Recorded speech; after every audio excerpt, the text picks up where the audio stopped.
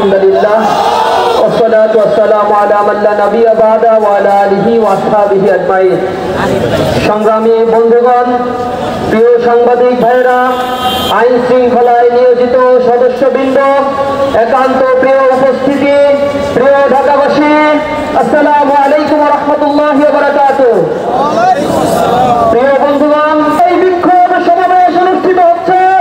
এই বিক্ষোভ সমাবেশ থেকে আমরা ওই জালিমকে বলে দিতে চাই, বাংলাদেশ থেকে লক্ষ কোটি তাওহীদি জনতা তোমাদেরকে জানিয়ে দিতে চাই, বাংলাদেশ থেকে আমরা বলছি, ওই ফিলিস্তিনে যদি এই জালিম তোমরা বোমা নিক্ষেপ করো, নিঃসন্দেহে আল্লাহ রাব্বুল আলামিন তোমাদেরকে সবলে ধ্বংস করে দিবেন।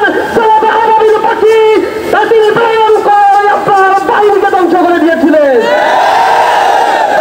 আমরা দীপ্ত কণ্ঠে বলে দিতে চাই, আজ পর্যন্ত 2 বছর ধরে অনবরত বোমা নিক্ষেপ করা হয়েছে। দ্বিতীয় বিশ্বযুদ্ধে যে পরিমাণে বোমা নিক্ষেপ করা হয়েছিল টোটাল ইউরোপে, তার চাইতে বেশি বোমা নিক্ষেপ করা হয়েছে ছোট এই গাজার স্টেপে, ধ্বংস স্তূপে পরিণত হয়েছে।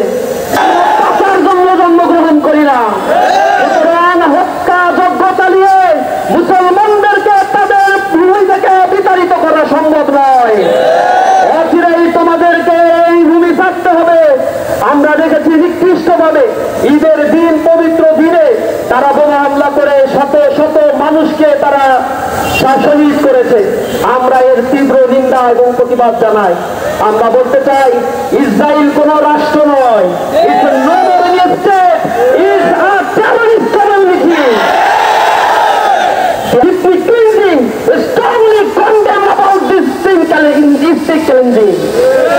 বন্ধুগণ, ইসরায়েল রাষ্ট্রকে যারা সহযোগিতা করছে, আমরা দেখতে পাচ্ছি মানবতার ধর্মচারী গণতন্ত্রকে তারা ওন করে নাকি সেই ইউনাইটেড স্টেট অফ আমেরিকা, সেই ডোনাল্ড ট্রাম্প, এই 22 যখন ক্ষমতায় আসীন হয়েছে, এরপরেই এই মানুষদের উপরে আরো বেশি চুক্তি লঙ্ঘন করে এই জায়নিজমরা তারা হামলা করে চলছে।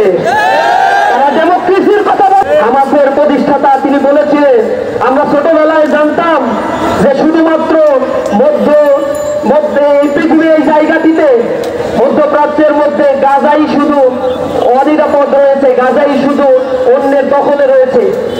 বড় হওয়ার পরে আমরা জানলাম পৃথিবীতে একমাত্র গাজাই স্বাধীন রয়েছে, আর সবাই এই জায়নিজমের কবলে লিপ্ত হয়েছে। ভাইয়েরা, আমরা শান্তিপূর্ণভাবে বাংলাদেশ থেকে আমাদের প্রতিবাদ জানাই। যারা ইহুদি রাষ্ট্রের আশেপাশে বসবাস করছে, সেই রাষ্ট্রপ্রধানদের কাছে আমরা আহ্বান জানাই, তাদেরকে বয়কট করুন। আল্লাহ রাব্বুল আলামিন আপনাদেরকে পৃথিবীর ন্যাচারাল রিসোর্সের 60% দান করেছে। আল্লাহর এই সম্পদগুলো আপনারা মুসলিম উম্মাহের দুর্দিনে অবশ্যই কাজে লাগাবেন, এটা আমাদের আশা। আমরা আল্লাহ রাব্বুল আলামিনের কাছে প্রার্থনা করি, আল্লাহুম্মা আনসুর মান নাসারা দীন মুহাম্মাদিন সাল্লাল্লাহু আলাইহি ওয়াসাল্লাম ওয়া লা তাজআলনা মিনহুম ওয়াখযুল মান খাযালা দীন মুহাম্মাদিন সাল্লাল্লাহু আলাইহি ওয়াসাল্লাম ওয়া লা তাজআলনা। তখন বাংলাদেশে বিচ্ছিন্ন কিছু জায়গায় কিছু ভাইদেরকে আমরা দেখতে পাচ্ছি দোকান পাটে হামলা করে লুটপাট করছে। এগুলো কখনোই আমরা কামনা করি না। এ সকল হীন কর্মকাণ্ড থেকে সকলকে বিরত থাকার জন্য আহ্বান জানাই। জ্ঞাপন করার জন্য ইসলামী ছাত্র শিবির কর্মসূচি ঘোষণা করেছে। এরপর দিন আমরা বাংলাদেশে অবস্থিত দূতাবাসগুলোতে স্মারকলিপি প্রদান করব।